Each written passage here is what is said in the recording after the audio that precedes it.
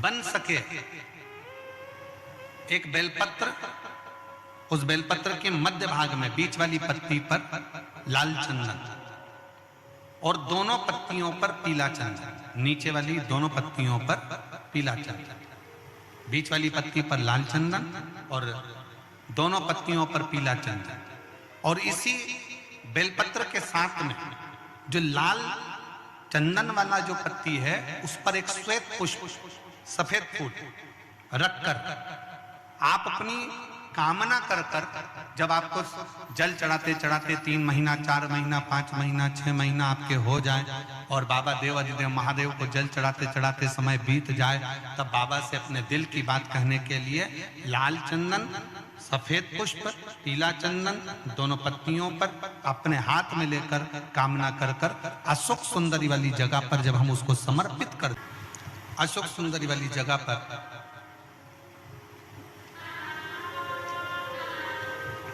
ये शिवलिंग जलाधारी और उसके सामने का जो भाग है उसके मध्य भाग में अशोक सुंदरी का स्थान। बस इसी स्थान पर बेलपत्र और श्वेत पुष्प, बीच वाली पत्ती पर लाल चंदन, आसपास की पत्तियों पर पीला चंदन और वो शिवलिंग की सम्मुख में जो अशोक सुंदरी का स्थान है वहां समर्पित कर। उस स्थान ये रोज नहीं करना, फिर ध्यान देना, कभी कभी 4-6 महीने निकल जाएं, 8 महीने निकल जाएं, 3 महीने निकल जाएं, 5 महीने निकल जाएं, उस स्थान, और ये हमने एक बार नहीं बताया, इसको पहले भी वर्णन कर सकते। एकादशी के दिन गंगा के जल में मात्र 7 बेलपत्री डालकर जो नंदीश्वर भगवान अर्थात जो शंकर जी के शिवलिंग के सामने नंदी होता है, उस नंदी के चरण पर गंगा का जल चढ़ाकर बेलपत्री शिव पर समर्पित कर देता है, उसके घर में रुपया रुकना चालू हो जाता है। फिर वो गलत जगह पर नहीं जाता, गलत स्थान पर वो धन जाएगा ही नहीं। बेटा अगर व्यसन में पड़ा हुआ है, मदिरा पान में पड़ा हुआ है, मांसाहार में, जुए आदि में जा रहा है, तुम्हें लग रहा है कि मेरा बेटा गलत मार्ग पर जा रहा है, ये मित्र दोस्ती गलत हो रही है, वो सही जगह पर आ जाए तो हो रही है। 30,000 रुपये महीना, 40,000 रुपये महीना कमा कर लेकर भी आ रहा है, कमाई तो आपकी हो रही है। 30-40 हज़ार रुपये महीना आप कमा रहे हो, 50,000 रुपये महीना, 1 लाख, 2 लाख, 4 लाख रुपये आप कमा भी रहे हो, पर आया और चला गया, उसका क्या करोगे?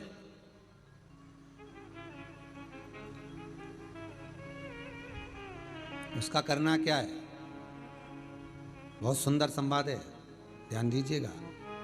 जिसके घर में कमाने वाले 2-4 हैं, पैसा तो आ रहा है पर घर में टिक नहीं रहा, डॉक्टर में, पुलिस में, एक्सीडेंट आदि में, कहीं गलत जगह पर व्यसन में अगर पैसा जा रहा है, जुए में, मांसाहार, मदिरा पान, या कहीं आया पैसा, पैसा आने में कमी नहीं, आ रहा है पर टिक नहीं रहा, रुक नहीं रहा, कोई मांगने आ गया, दे दिया, फिर वहां से अपने पास नहीं आ रहा, अपन कह रहे हैं भैया हमारा पैसा लौटा दो, नहीं आ रहा।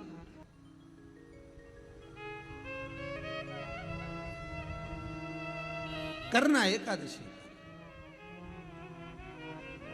कई लोग इसको धन के लिए भी करते हैं, संपदा के लिए, संपदा के लिए अर्थात जिसका व्यापार नहीं चलता, जिसके घर में पैसा नहीं आता, या नौकरी नहीं लग रही, या सर्विस नहीं लग रही, आप अप्लाई कर रहे हो, जगह जगह जाकर इंटरव्यू भी दे रहे हो और पैसा नहीं आता, तो उसके लिए भी प्रयास किया जाता है। पर उसके लिए यहाँ पर जो धन के लिए करते हैं, उसके लिए विष्णुपदी के लिए करते हैं। मतलब जैसे गंगा के जल में तुलसी के 11 पत्ते डाले जाते हैं। कितने पत्ते डालते हैं? 11 तुलसी के पत्ते डालते हैं, और उसको किसी भी नारायण के मंदिर में, राम कृष्ण शिव, शंकर नहीं, राम कृष्ण भगवान विष्णु, दत्त आदि जितने नारायण के मंदिर हैं, उस मंदिर में किसी भी पात्र में, एक छोटे से पात्र में उसको भरकर रखी आते हैं महाराज। उससे भी जॉब, सर्विस, नौकरी में सफलता प्राप्त हो जाती है, परंतु वो भी एकादशी को ही होता है। कुछ देर तक पात्र को रखा जाता है, फिर वही पात्र का जल किसी भी वृक्ष के नीचे डाल दिया जाता है, उससे भी नौकरी के लिए फायदा मिलता है। गंगा का जल कोई साधारण नहीं। पैसा, धन ज़्यादा आने लगे तो पत्नी को कहना चाहिए कि देखो थोड़ा बहुत मेरा मन है, शिव महापुराण की कथा हो जाए, या फिर कहीं सत्कर्म में लग जाए, कहीं ब्राह्मण भोज, साधु भोज, सन्यासी भोज, गुरु जन में, संत जन में, साधु जन में, तपस्वी जन में कहीं लग जाए। ये धर्म पत्नी, जहां धर्म जुड़ा हुआ हो वो धर्म पत्नी। महाराज, कुछ तिथियां होती हैं जिन तिथियों में अगर आप रोज गंगा का जल शंकर को नहीं चढ़ा सकते तो शिव महापुराण कथा कहती है, स्कंद पुराण कहती है, विष्णु पुराण कहती है, गर्ग संहिता कहती है, गीता प्रोस गोरखपुर का कल्याण का गंगा अंक कहता है कि कुछ तिथियां भारत की भूमि पर ऐसी वर्णित है जिन तिथियों में भी गंगा का जल हम शिव को अगर एक बूंद भी समर्पित कर रहे हैं, गंगा का जल मात्र एक आधी चम्मच भी, आचमन जितना भी अगर हम शिव को समर्पित कर रहे हैं तो उसका सुख आनंदित है। जैसे पंचमी तिथि, नवमी तिथि, दशमी तिथि, एकादशी, प्रदोष, पूर्णिमा, अमावस्या, ये तिथियां हमारे यहाँ जो दी गई हैं, इन तिथियों में अगर हम गंगा का मात्र थोड़ा सा जल भी अगर जल के पात्र में डालकर गंगा जी का जल थोड़ा सा भी शिव के पास लेकर जा रहे हैं तो ये एक भाव अपने भीतर होना चाहिए कि आप केवल गंगा का जल साधारण शिव मंदिर में समर्पित नहीं कर रहे हो, आप गंगा का जल भले अपने घर से लेकर जा रहे हो और थोड़ा सा भी जल ले जाकर अगर शिव को समर्पित कर रहे हो तो तुम्हारे भीतर ये भाव होना चाहिए कि मैं गंगोत्री से जल भरकर सीधे रामेश्वर में ले जाकर गंगा के जल को समर्पित कर रही हूँ। श्रावण के महीने में या अन्य महीने में आप शिव को समर्पित कर रहे हैं, ये आपके भीतर एक भाव उत्पन्न होना चाहिए। एक बात आपको कही थी गुरु महिमा में कि घर से जब निकला करो ना तो भगवान देव अधिदेव महादेव का नाम लेकर श्री शिवाय नमस्तुभ्यम।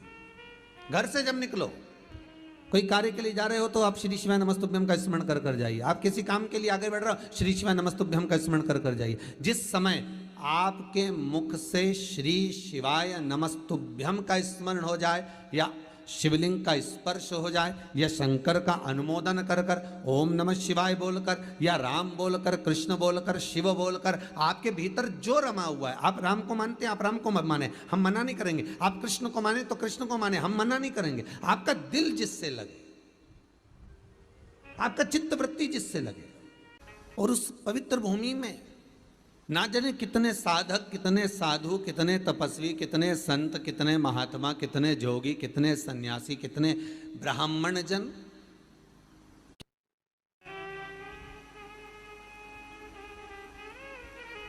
पवित्र भूमि,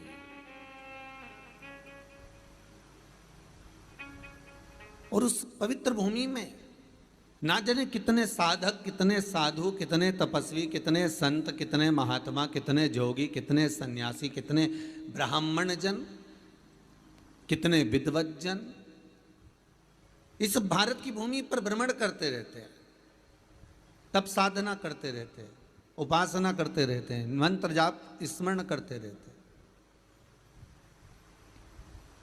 और जब उनका मंत्र जाप का फल इस भूमि पर प्राप्त होता है तो यहाँ की जो रज है, यहाँ की जो धूल है, यहाँ की जो माटी है, वो सुख का अनुभव करा देती है, एक आनंद का अनुभव करा देती है।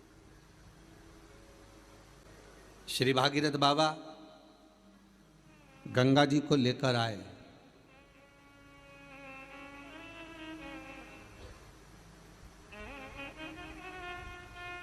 भागीरथ बाबा तो गंगा जी को लेकर आए 60,000 काकाओं के उद्धार के लिए,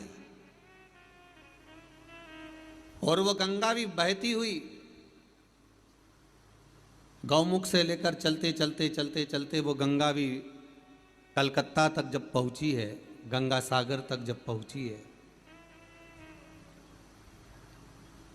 तो उसके घाट पर, उसके तट पर, गंगा महारानी के किनारे पर जितने जितने भक्त, जितने साधु, जितने सन्यासी, जितने साधक, जितने उपासक, जितने जीव रह रहे हैं, ये गंगा उनका कल्याण कर रही है। और जो उसकी शरणागति में जा रहा है, गंगा उसका उद्धार कर रही है। गंगा किसको संवारती है?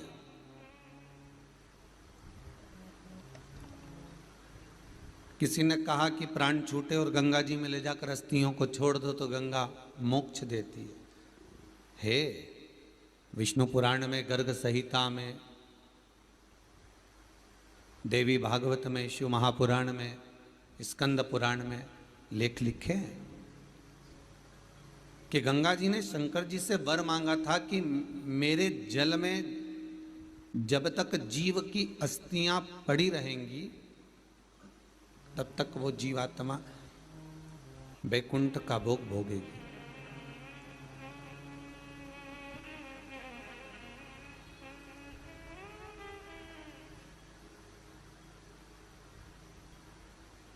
पर गंगा जी ने एक बात और कही है, शिव महापुराण में आपने श्रवण करा ना करा, पर एक बात और गंगा जी कह रही हैं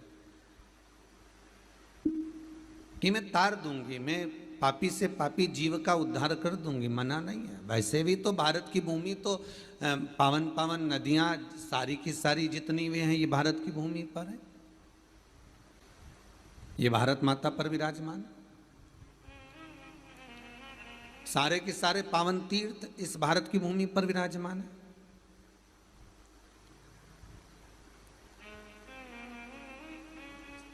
पुण्यमय नदियां, पुण्यमय तीर्थ, पुण्यमय तालाब, सरोवर जितने भी हैं ये सब इस भारत की भूमि पर हैं। गंगोत्री में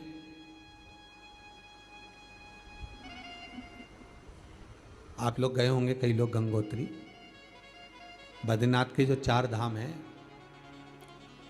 यमुनोत्री, गंगोत्री, केदार और बद्रीनाथ, भी शिव पुराण में कहा 3 तरह से मरे हुए व्यक्ति की गति नहीं है, उसको मोक्ष नहीं है। पहला पानी में डूब कर मरा हुआ, दूसरा सर्प के डसे से मरा हुआ, तीसरा स्त्री के हाथ से, नारी के हाथ से मरा हुआ व्यक्ति, इसकी गति नहीं है, मोक्ष नहीं है इसकी।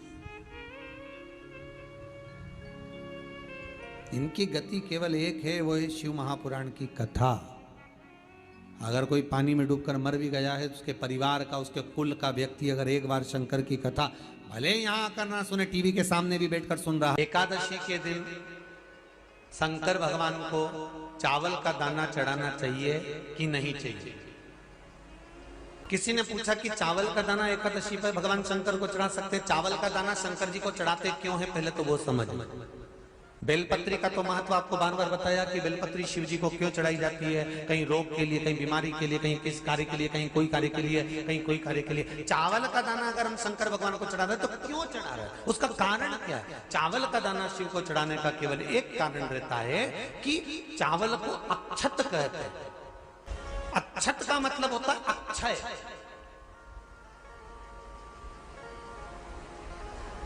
अभी हमारे यहां एक तिथि आने वाली है, अक्षय तृतीया। उसका मतलब क्या होता है? अक्षय, जिसका कभी क्षय ना हो। जब हम भगवान शंकर को चावल का दाना चढ़ाते हैं, जैसे बहुत ध्यान दीजिएगा महाराज, बहुत समझने वाली बात है, बहुत ध्यान से। चावल का दाना हमारे मस्तक पर तिलक करने के बाद पंडित जी क्यों लगाते हैं कि भगवान जैसा समय आज चल रहा है, आप पूजन कर रहे हो, पाठ कर रहे हो, दान कर रहे हो, पुण्य कर रहे हो, सत्कर्म कर रहे हो, भजन कर रहे हो, मेरा देव अधिदेव महादेव, मेरा नारायण, मेरा सत्यनारायण भगवान, मेरा राम जी, मेरा विष्णु जी, मेरा भागवत मैया, मेरी रामायण मैया, ब्राह्मण मस्तक पर तिलक लगाने के बाद चावल इसलिए लगाता है कि जैसा समय आज चल रहा है, भगवान तुमको ऐसा ही समय बनाकर रखे और तुम ऐसे ही 4 चांद लगाते रहो, दान पुण्य संकीर्तन करते रहो, इसलिए मस्तक पर चावल का दाना लगाया जाए।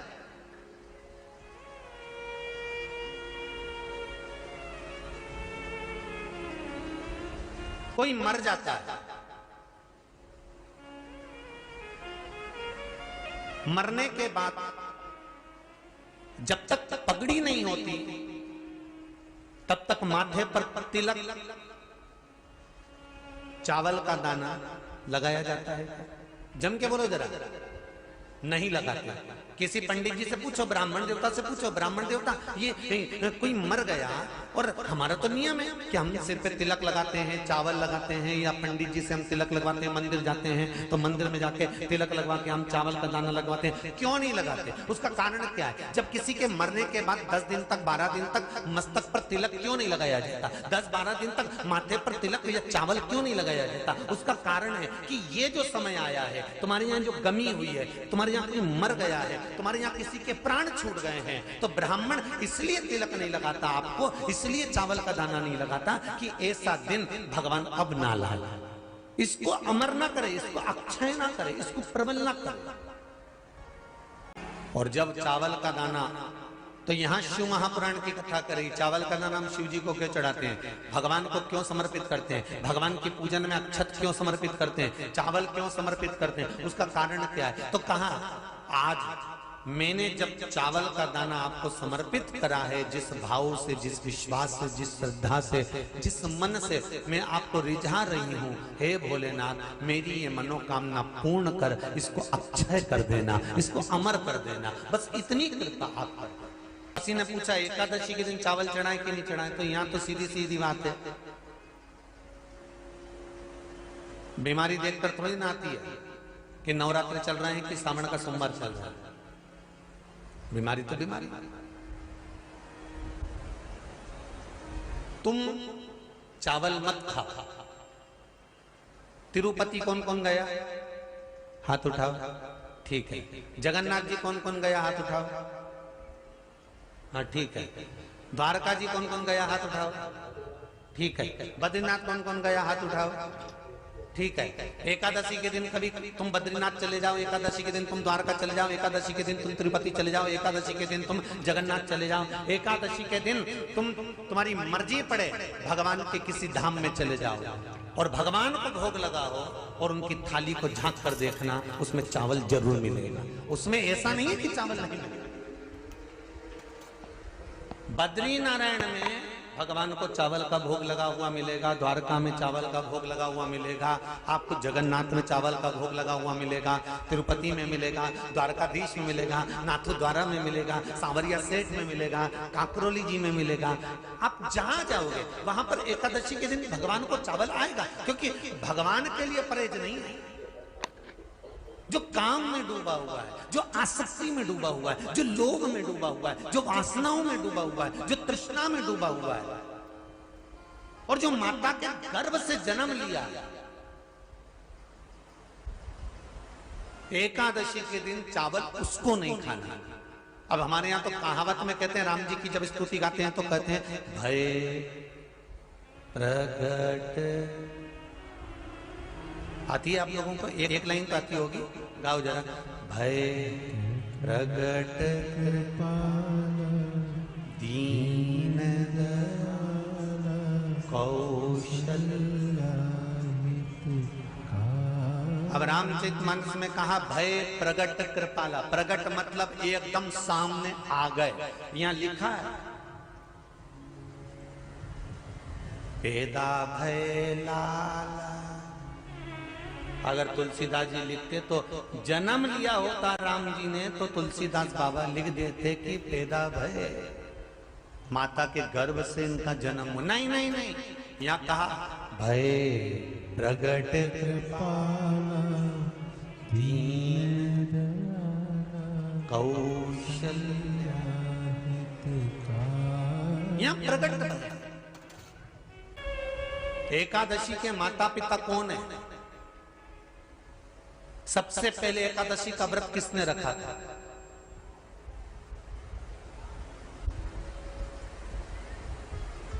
एकादशी का जन्म स्थान कहां है? दुनिया के लोग बहुत प्रश्न करते हैं, राम जी अयोध्या में हुए थे, भगवान कृष्ण मथुरा में हुए थे, तो एकादशी कहां हुई थी? तो उसको बताना तो पड़ेगा कहां हुई थी। पेदा भय लाला, अगर तुलसीदास जी लिखते तो जन्म लिया होता राम जी ने तो तुलसीदास बाबा लिख देते कि पैदा भय, माता के गर्भ से इनका जन्म। नहीं नहीं नहीं, यहाँ कहा भय प्रगट कृपाला दीन कौशल्या, यहाँ प्रगट भय। एकादशी के माता पिता कौन है? सबसे पहले एकादशी का व्रत किसने रखा था?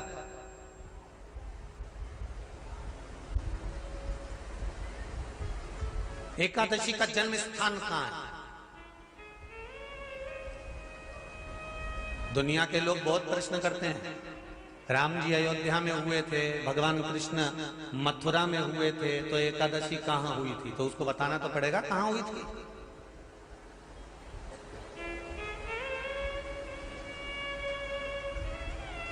उसमें हमने वर्णन किया कि एकादशी के माता पिता कौन है, एकादशी का व्रत सबसे पहले किसने करा, एकादशी का जन्म कहां हुआ, एकादशी को क्यों चावल नहीं खाते, एकादशी के दूसरे दिन चावल का दाना खाना क्यों जरूरी है।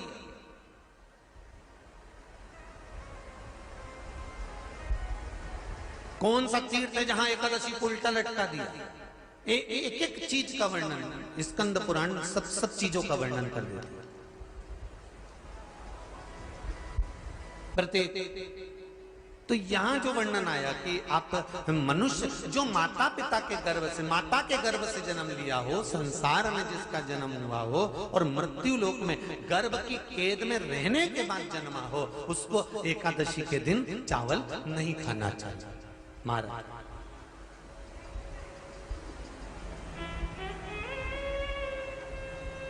पर यहां शास्त्र ये नहीं कहता कि भगवान को चावल नहीं चढ़ाना चाहिए। यहां शास्त्र कहता है आप शिव जी को चाहे एकादशी हो, चाहे द्वादशी हो, चाहे प्रदोष हो, चाहे पूर्णिमा हो, चाहे अमावस्या हो, चावल का दाना आप भगवान शिव को समर्पित कर सकते हो और ज्यादा नहीं। शंकर कभी ये नहीं कहते कि मुझे बहुत सारा चढ़ा। शंकर जी की कथा कहती है कितना, मात्र एक चावल का दाना। हम तो उनसे भी कहेंगे जो लोग कहते हैं ना कि हम आज हमारा सावन का महीना है तो आज हमें भगवान को 1.25 लाख बेलपत्र चढ़ाएंगे, तो कोई कहता हम 1000 बेलपत्र चढ़ाएंगे, तो कोई के हम 5000 चढ़ाएंगे, कोई के हम 50,000 चढ़ाएंगे। मेरा निवेदन केवल इतना है, तुम तो एक चढ़ा। और ये भी जरूरी नहीं है, एक बेलपत्र भी कब चढ़ाई जाती है शंकर भगवान को, जब तुमने किसी एक बेलपत्र का पेड़ लगाया होगा और वो पेड़ बड़ा हो गया होगा, तब तुम हकदार बनते हो कि किसी के पेड़ की बेलपत्र तोड़कर शिव को चढ़ाई जाए। मान लो कोई व्यापार, कोई दुकान, कोई फैक्ट्री आपकी ठीक नहीं चल रही है, आप ठेला लगा रहे हो, सब्जी की दुकान लगा रहे हो, कोई दुकान खोल कर बैठे हो, कोई फैक्ट्री लगा कर बैठे हो, कोई व्यापार कर रहे हो और उस व्यापार में तुम्हें आनंद नहीं आ रहा, बहुत तकलीफ चल रही है, बहुत तकलीफ, सब कुछ करके देख लिया पर वो तकलीफ मिटी नहीं रही। तो थोड़े दिन, थोड़े समय किसी भी शंकर के मंदिर में बटकेश्वर महादेव के नाम से एक बेलपत्र चढ़ाने का तरीका जरा समझ लेंगे। आप अगर जिस दिशा में खड़े हो, अगर आप शंकर के शिवलिंग के इधर हो तो बेलपत्री का डंडी का मुख आपकी ओर होना चाहिए। आप इधर हो तो डंडी का मुख उधर हो, आप उधर हो तो डंडी का मुख उधर हो, आप इधर हैं तो डंडी का मुख इधर हो। बटकेश्वर महादेव के नाम से शंकर जी के मंदिर में एक बेलपत्री पर डंडी का मुख अपनी ओर होना चाहिए। जो डंडी है इसका मुख अपनी ओर। बटकेश्वर महादेव के नाम से एक बेलपत्र शंकर भगवान को समर्पित करो बटकेश्वर महादेव के नाम से। और बेलपत्र चढ़ाने के बाद में जो लोटे वो 7 बार लोटे का 7 बार से मतलब है अलग से लोटा भरना नहीं है, 7 बार उसी लोटे का जल जब बेलपत्र डंडी समेत समर्पित कर दें, 7 बार उस लोटे के जल को 7 बार बटकेश्वर महादेव का नाम लेकर अपनी मन की कामना कर कर बाबा से विनती करते हुए कि बाबा मेरी ये छोटी सी अर्ज स्वीकार करते, 7 बार उस जल को चढ़ाओ। लगातार कम से कम आप 15 से 20 दिन तक लगातार बटकेश्वर महादेव के नाम से चढ़ाओगे। ऐसी कोई दुकान और फैक्ट्री नहीं तो चले नहीं और आगे बढ़े नहीं और काम सुलझे। बटकेश्वर महादेव, भगवान शंकर का ये नाम, भगवान शिव का ये स्तुति, भगवान शंकर का ये नाम बटकेश्वर महादेव। स्वयं भगवान शंकर ब्रह्मा जी का जब सिर कटकर बड़का पेड़ बन जाता है और उस पेड़ के नीचे, वृक्ष के नीचे शंकर भगवान विराजमान हो जाते हैं, शिव जी उसके नीचे विराजमान हो जाते हैं, उसी का नाम बटकेश्वर महादेव पड़ा।